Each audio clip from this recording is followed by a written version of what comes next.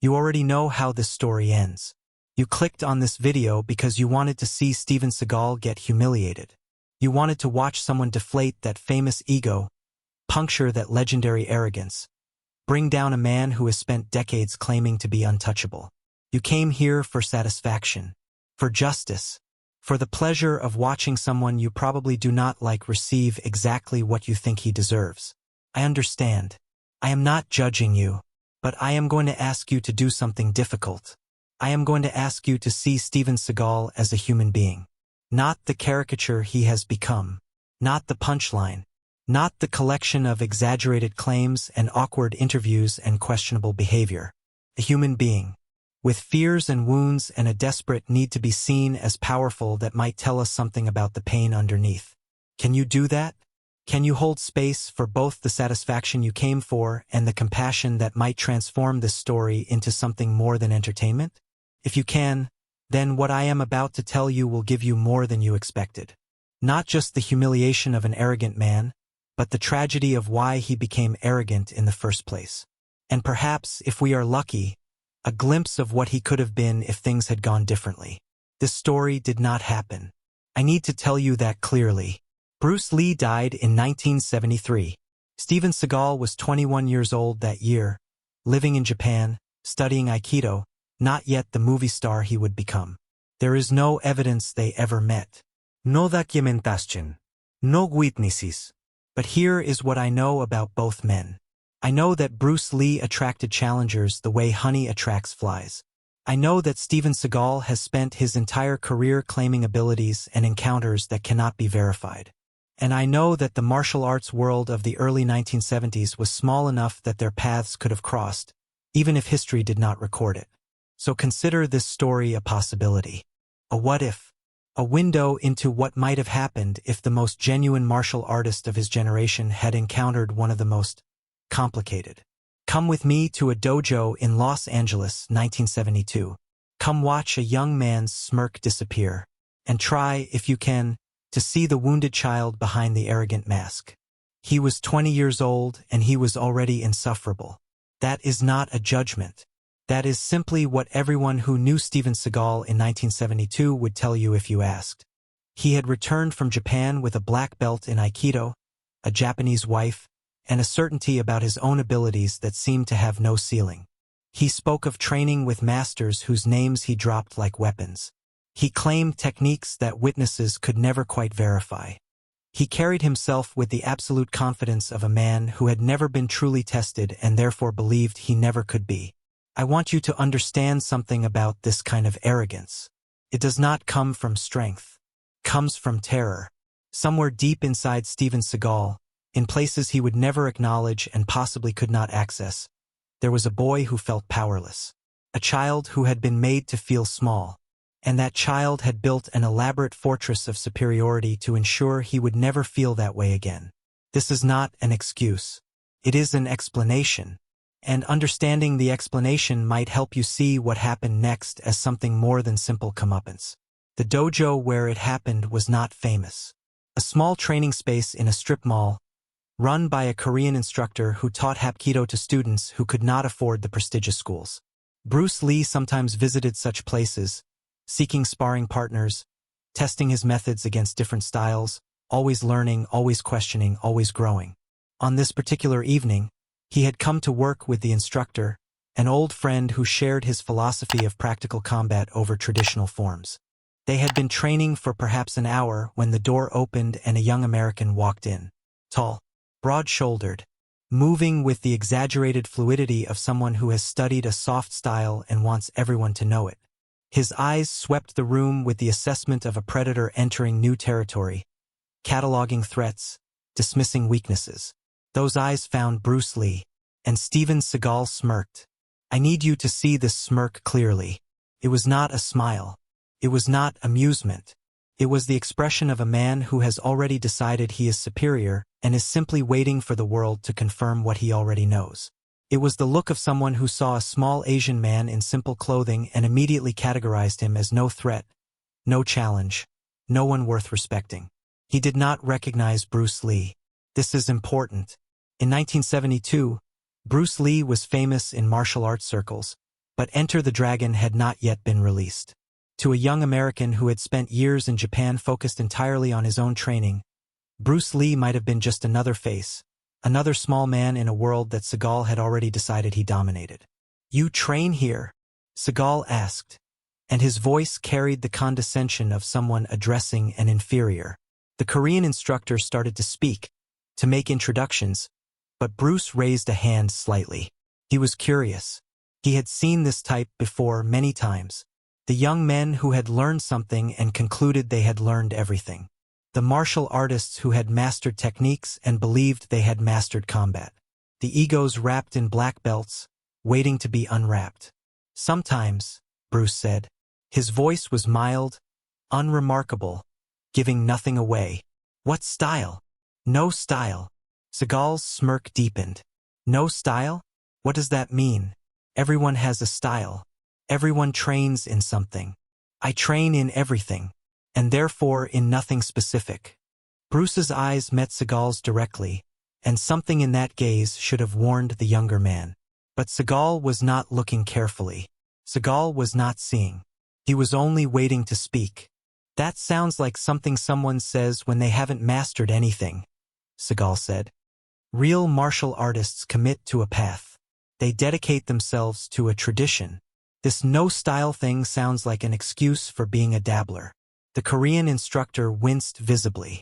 He knew exactly who Seagal was dismissing. He knew exactly how this conversation was likely to end. But Bruce Lee did not react with offense. He did not puff up or challenge or defend himself. He simply nodded thoughtfully, as if seriously considering Seagal's perspective. "You may be right," Bruce said. "Perhaps I am just a dabbler. But I am curious about your path. Aikido, yes? I can see it in how you move. The circular motions. The emphasis on redirection." Seagal stood a little straighter, pleased to be recognized, pleased to have his expertise acknowledged. "I trained in Japan, with masters you've never heard of. I've achieved things in Aikido that most Westerners never will." "Impressive. Aikido is a beautiful art. Very effective for controlling opponents without injuring them." "It's effective for a lot more than that," Seagal said, and there was an edge in his voice now. "Aikido can destroy anyone. People think it's gentle, but they don't understand. In real combat, the techniques I know." He trailed off, perhaps realizing he was boasting to a stranger, perhaps simply pausing for effect. "Show me," Bruce said quietly. "If the setup is working for you, if you are feeling the tension building between these two very different men, then take a moment to like this video and subscribe to this channel. Because what happens next is the moment that could have changed Steven Seagal's entire life, if he had let it." Seagal blinked. "Show you?" "Yes. I am always interested in learning. You say Aikido can destroy anyone. I would like to understand how. Perhaps you could demonstrate on me?" The Korean instructor stepped forward. "Mr. Lee, perhaps." "It's fine," Bruce said, still mild, still unremarkable. "I am a willing partner. I want to learn." Seagal's eyes narrowed slightly. Something about this felt wrong. The small man was too calm, too willing, too completely unintimidated. But Seagal's ego could not conceive of a legitimate reason for concern. He was bigger, younger, trained by Japanese masters. What could this dabbler possibly do? "All right," Seagal said. "I'll show you something. Attack me. Any attack. Punch, grab, whatever you want. I'll demonstrate a basic Aikido response." Bruce nodded and stepped onto the training mat. Seagal positioned himself with the ceremonial precision of someone who had practiced these demonstrations countless times. He was in his element now. This was what he knew. This was where his confidence lived. "Whenever you're ready," Seagal said, and the smirk had returned. Have you ever watched someone walk into a trap they built themselves? Have you ever seen the moment before disaster, when everything could still be avoided but won't be? That is what the Korean instructor saw as he watched from the edge of the mat. He knew what was coming. He could not stop it. Bruce attacked. But attacked is not the right word. What Bruce did was not an attack in any conventional sense. It was a movement so economical, so precisely calibrated, that Seagal's trained responses never had a chance to engage. In Aikido, you wait for the attack. You redirect the energy. You use the opponent's force against them. But this requires the opponent to commit, to extend, to give you something to work with. Bruce gave him nothing. One moment, Bruce was standing in front of Seagal. The next moment, his finger was touching Seagal's throat. Not a strike, not a punch, just a touch, light as a falling leaf, placed precisely on the windpipe. The movement had taken less than 1 second. Seagal had not moved. His hands were still raised in their ready position. His Aikido stance was still perfect.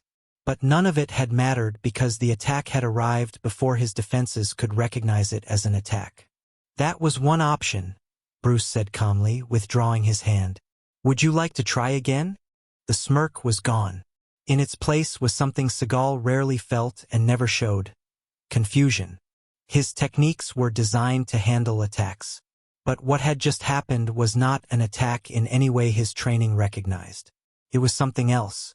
Something that bypassed his entire system. That wasn't, "You didn't really attack.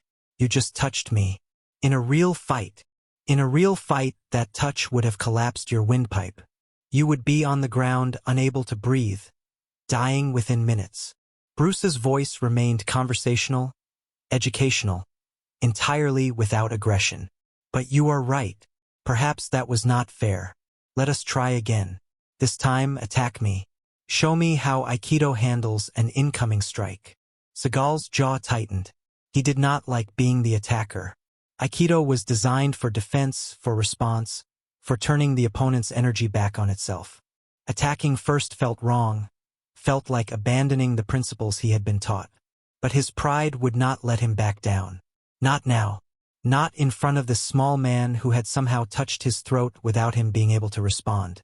He centered himself, drew on years of training, and launched an attack that should have been unblockable, a wrist grab transitioning into a throw, the kind of technique that had worked against every training partner he had ever faced. His hands closed on empty air. Bruce was beside him now, having moved at some point during the technique in a way that Seagal's eyes had not tracked. And something was touching his neck again. The same spot, the same gentle pressure. Two options now, Bruce said. The throat strike or this. His other hand appeared at Seagal's elbow, positioned in a way that communicated clearly. One small movement would hyperextend the joint. Your Aikido teaches you to control joints, yes? To manipulate the body through its points of weakness? This is wise. But your Aikido also teaches you to wait, to receive, to respond rather than initiate. Bruce released his positions and stepped back. What happens when your opponent does not give you anything to receive? What happens when the attack arrives before you can identify it as an attack? Seagal stood frozen on the mat.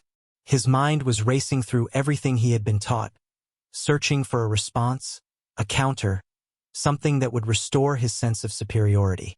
He found nothing. You are fast, he finally said, and the admission cost him something visible. Faster than I expected. But speed alone is not what you just experienced. Bruce's voice sharpened slightly, the first hint of intensity breaking through his calm exterior. Speed alone can be countered.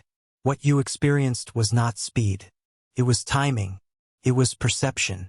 It was the ability to move before you knew I was moving, to attack before you knew you were being attacked. This is not about how fast my hands are. It is about how fast my mind is. He began to circle Seagal slowly, like a teacher examining a student's form. Your Aikido is technically proficient. Your stances are correct. Your movements show dedicated training. But you have a problem that your masters in Japan either could not see or chose not to mention. What problem? You believe you are already complete. You believe that what you have learned is all you need to learn. You carry yourself like a master, but you are still a student. A student who has stopped studying. The words hit Seagal like physical blows. His face flushed. His hands clenched. For a moment, it seemed like he might attack again. Not in demonstration but in genuine anger. You don't know anything about me, Seagal said, his voice tight. You don't know what I've achieved or what I'm capable of. One lucky touch doesn't mean. It was not luck. Bruce stopped circling and faced Seagal directly. I could touch you 100 times, and you would not be able to stop me. Not because I am so much better than you, because you are not present. You are so busy being the master that you have forgotten how to be the student. Your ego is a wall that blocks your vision. You cannot see me clearly because you are too busy seeing yourself. The Korean instructor held his breath. This was the moment, the pivot point. What happened next would depend entirely on whether Steven Seagal could hear what was being said, or whether his defenses would slam shut and lock out the lesson forever. I want to pause here and ask you something. Have you ever received feedback that was completely accurate and completely unwelcome? Have you ever had someone see through your defenses to the weakness underneath, and felt the choice between growth and defensiveness hanging in the balance? What did you do? Did you listen, or did you protect yourself? Think about your answer, because Steven Seagal is about to give his. Who the hell are you? Seagal demanded. Some nobody in a strip mall dojo, and you think you can tell me about ego? You think you can lecture me about being a student? I trained with masters in Japan. I've dedicated my life to. My name is Bruce Lee. The words fell into the space between them like stones into still water. Seagal's face went through several transformations in rapid succession. Confusion, recognition, disbelief, and finally, something that might have been the beginning of fear. Bruce Lee, he repeated slowly. Yes, the Bruce Lee? From the films? Green Hornet. Among other things, yes. Seagal stood very still. The arrogance was still there, but it had been shaken. He was recalculating, reassessing, trying to fit this new information into his existing framework of superiority. I've heard of you, Seagal said finally. They say you're good, but they also say you've never competed. Never tested yourself in real competition. All those movie fights are choreographed. How do I know what you can really do? Bruce smiled. It was a patient smile, almost sad. You just experienced what I can really do. Twice. And instead of learning from it, you are looking for reasons to dismiss it. This is what I meant about your ego being a wall. The evidence is in your body, in the memory of my fingers on your throat, but your mind refuses to accept it because accepting it would mean changing how you see yourself. He stepped closer, his voice dropping to something almost intimate. Steven, I am going to tell you something now. Something important. Something that could change your life if you let it. Seagal said nothing, but he was listening. Despite himself, despite his defenses, he was listening. You have talent. Real talent. Your body understands Aikido in a way that most Western practitioners never achieve. You have dedicated years to your art, and that dedication shows. If you continue on this path, you will become known. You will have success. People will look at you and see a martial artist of significant skill. Seagal's chest puffed slightly at the praise. This was what he wanted to hear. This was what he believed about himself. But, Bruce continued, and the word landed like a blade. You will never be great. You will be skilled, but not great. You will be famous, but not respected. Not by those who truly understand. Because you have already decided that you have nothing left to learn. And a martial artist who has stopped learning is already dead. He just hasn't realized it yet. The air between them seemed to vibrate with tension. Seagal's jaw worked silently, processing, resisting, fighting against words that were cutting too close to something he did not want to see. You don't know me, Seagal said again, but the conviction was gone from his voice. You don't know what I'm going to become. I know what you could become. That is what saddens me. Bruce's voice was gentle now, almost tender. I see potential in you that you do not see in yourself. I see a martial artist who could be extraordinary if he would only get out of his own way. But I also see the walls you have built, the armor of arrogance that protects you from having to feel the fear underneath. He reached out and placed a hand on Seagal's shoulder. The touch was light, unthreatening, almost fatherly. Why are you so afraid? What happened to you that made you need so desperately to be seen as invincible? The question hit something deep. Something that Seagal had buried under years of training and boasting and performing strength. For just a moment, his face changed. The mask slipped. and underneath was something that looked like a wounded boy, terrified of being small, terrified of being powerless, terrified of being the person he had been before he discovered that martial arts could make him someone else. The moment lasted perhaps 2 seconds. Then the walls slammed back into place. The mask returned. The smirk tried to reassert itself, though it did not quite succeed. "I'm not afraid of anything," Seagal said. "And I don't need advice from anyone. Not even Bruce Lee." Bruce withdrew his hand slowly. His expression shifted to something that looked like grief. "Very well. The door is there. You can leave whenever you choose. If this moment is hitting you in a place you did not expect, if you are seeing something in Seagal's defensiveness that reminds you of your own walls, then please take a moment to like this video and subscribe to this channel. Because what happens next is the tragedy of a choice that could not be unmade." Seagal did not leave immediately.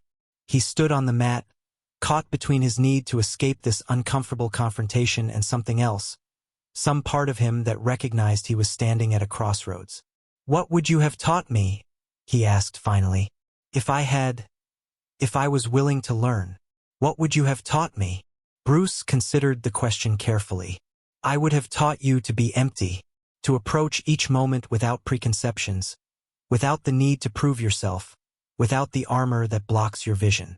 I would have taught you that the greatest martial artists are not those who have mastered techniques, but those who have mastered themselves." That sounds like philosophy, not fighting. They are the same thing. A fighter who does not know himself will always be defeated by someone who does. Techniques can be learned in years. Self-knowledge takes a lifetime, and the journey only begins when you admit that you need to take it. Seagal stood silent for a long moment. The Korean instructor watched from the sidelines, hoping, praying that this young man would choose growth over pride. "I don't need to change," Seagal said finally. "I'm already good. I'll show you. I'll show everyone. I'll become famous. I'll prove that what I learned in Japan is enough." Bruce nodded slowly. There was no anger in his expression, only a profound sadness. "Perhaps you will become famous. I believe you might. You have the presence for it, the physical abilities, the charisma when you are not hiding behind arrogance. But fame is not greatness, Steven. Fame is what other people think of you. Greatness is what you know about yourself when no one is watching." He walked toward the edge of the mat, then turned back one final time. "The offer remains open. If you ever decide you are ready to learn, truly learn, find me. I will teach you, not because you deserve it. Your behavior tonight has been disrespectful and arrogant, but because I see what you could be, and that potential deserves a chance, even if the man carrying it does not yet understand its value." He bowed slightly, a gesture of respect that Seagal had not earned. "Goodbye, Steven. I hope you prove me wrong. I hope you find the courage to let down your walls before they become your prison." Then Bruce Lee walked out of the dojo, into the Los Angeles night, leaving behind a young man who had just been offered everything and chosen nothing. Steven Seagal stood alone on the mat for a long time after Bruce left. The Korean instructor watched him, uncertain whether to speak, uncertain whether anything he could say would matter. "Did that really just happen?" Seagal finally asked. "Yes. Bruce Lee, the Bruce Lee, just told me I could be great if I changed." "Yes." Seagal's face hardened. The walls that had briefly cracked sealed themselves with an almost audible finality. "He's wrong. I don't need to change. I don't need anyone to teach me anything. I'll show him. I'll show everyone." He walked out of the dojo without another word, carrying his armor with him, the armor that would grow heavier with each passing year, the armor that would eventually become so thick that even he could not remember what it was protecting. Bruce Lee died the following year. Steven Seagal never found him, never accepted the invitation, never chose the door that had been held open for him. The decades that followed are the ones the world knows. Steven Seagal did become famous. He made films that showcased his Aikido skills. He cultivated an image of invincibility, claiming abilities and encounters that grew more exaggerated with each telling. He became exactly what Bruce had predicted. Skilled but not great, famous but not respected. A martial artist who had stopped learning the night he decided he had nothing left to learn. Those who have worked with him describe the same pattern. The inability to acknowledge weakness. The need to be seen as the best, the toughest, the most dangerous person in any room. The armor that never comes off, that has become so fused to his identity that removing it would feel like death. And underneath all of it, visible only in unguarded moments, the wounded boy who built the armor in the first place. The child who felt powerless and decided he would never feel that way again, no matter how many walls he had to build, no matter how much of himself he had to bury. This is the tragedy of Steven Seagal. Not that he lacks talent. He does not. Not that he lacks skill. He has considerable skill. The tragedy is that he could have been so much more. He could have walked through the door that Bruce Lee held open. He could have let down the walls and discovered what was on the other side. But he chose armor instead. And the armor became a prison. And the prison became his life. I want to leave you with something that might be uncomfortable. Something that might make you defensive. Something that might hit closer to home than you expect. Every one of us has armor. Every one of us has walls. Every one of us has places where we choose protection over growth, certainty over learning, the comfort of who we think we are over the terror of who we might become. The difference between growth and stagnation is not whether we have these walls. It is whether we are willing to let them down when someone offers to show us what is on the other side. Steven Seagal was offered a glimpse of greatness by one of the most extraordinary martial artists who ever lived. And he said no. He chose his armor. He chose his walls. He chose the safety of believing he was already complete over the vulnerability of admitting he had more to learn. What will you choose? When life offers you a door, when someone sees through your defenses to the potential underneath, when you are given the chance to let down your walls and grow into something greater, what will you choose? I cannot answer for you. I can only tell you that the answer matters more than you might think. And the window does not stay open forever. Bruce Lee tried to save Steven Seagal from himself that night in Los Angeles. He failed. Not because his words were wrong, but because Seagal was not ready to hear them. Maybe someday he will be. Maybe someday you will be too. Thank you for watching. Not just for the satisfaction of seeing an arrogant man humbled, though I promised you that, and I delivered. Thank you for staying long enough to see the tragedy underneath the satisfaction. Thank you for considering that even the people we do not like are still people, still wounded, still worthy of compassion even when they do not deserve it. If this story touched something in you, please subscribe to this channel. Share it with someone who needs to hear it. And consider just for a moment what walls you might be ready to let down. The door is open. What will you choose?